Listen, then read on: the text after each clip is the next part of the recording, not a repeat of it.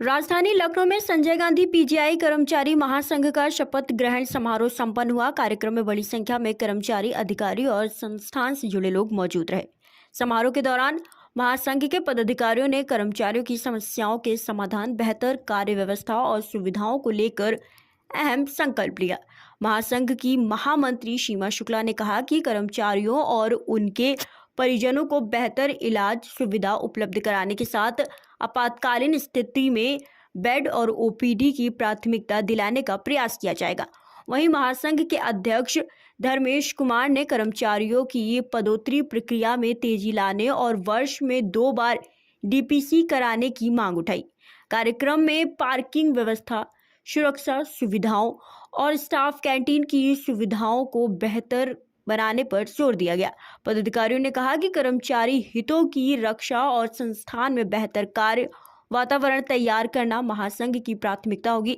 समारोह के दौरान मौजूद कर्मचारियों ने भी अपनी समस्याएं और सुझाव साझा किए। सीमा शुक्ला, महामंत्री, कर्मचारी महासंघ की महामंत्री के पद पर निर्वाचित होकर आई हूँ। इसका मैं सभी कर्मचारियों को धन्यवाद देती हूँ और मीडिया प्रभारियों आपका भी धन्यवाद देती हूँ कि आप लोग ने संज्ञान लिया, हमारे पीजीआई को प्राथमिकता दी, हम लोग को प्राथमिकता दी। और हमारा जो कर्मचारियों का मेन मुद्दा ये है कि संस्थान को सेंटर में ले जाना, क्योंकि सेंटर में अगर हमारा संस्थान चला गया तो ना ही नर्सिंग, ना ही टेक्नीशियन, ना ही पैरामेडिकल, किसी के साथ कोई समस्या नहीं होगी, ना ही आउटसोर्सिंग के साथ। सबका जिस प्रकार केंद्र में हमारे सारे कार्य होते हैं, वहाँ किसी चीज के लिए लड़ना नहीं पड़ता है। अगर हमारा संस्थान जो है केंद्र में चला गया तो सबकी समस्याएं ऑलरेडी खत्म हो जाएंगी, मुद्दे रही नहीं जाएंगे हमारे, और जो है सबको बहुत अच्छा रहेगा, सारे कैडर्स के लिए अच्छा रहेगा और खासतौर से हमारे नर्सिंग टेक्नीशियन, डॉक्टर्स, सबके लिए ये बहुत बड़ा मुद्दा है। अगर सेंटर उत्तर प्रदेश भारत सरकार योगी सर से हमारा निवेदन है कि अगर ये हमारा प्राथमिकता पे अगर हमारा संस्थान सेंटर का हो जाए तो हमारे सारे मुद्दे यहीं खत्म हो जाते हैं।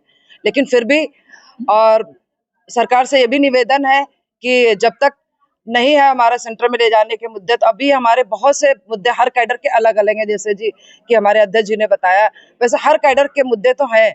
इसीलिए ही लोगों ने प्रचंड वोटों से हम लोगों को जिताया है। हमारी सारी पूरी टीम को बहुत अच्छे वोट मिले हैं। अब हमारी बारी है उनके लिए काम करने की।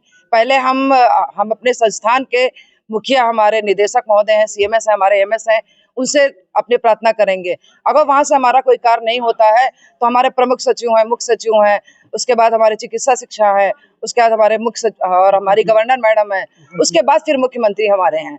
और मैं इसका बहुत बहुत धन्यवाद देती हूँ। मैं नर्सिंग यूनियन में 10 साल अध्यक्ष रही हूँ, पिछले 3 साल पहले।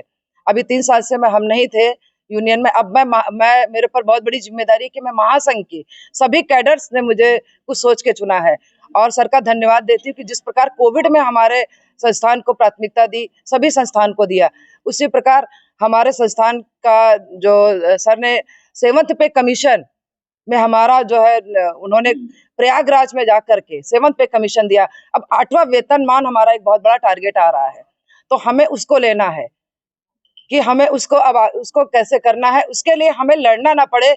यही मेरी सरकार से निवेदन है और अपने मुखिया जो है हमारे धीमान सर से भी निवेदन है कि इसको प्राथमिकता पे लें। धन्यवाद।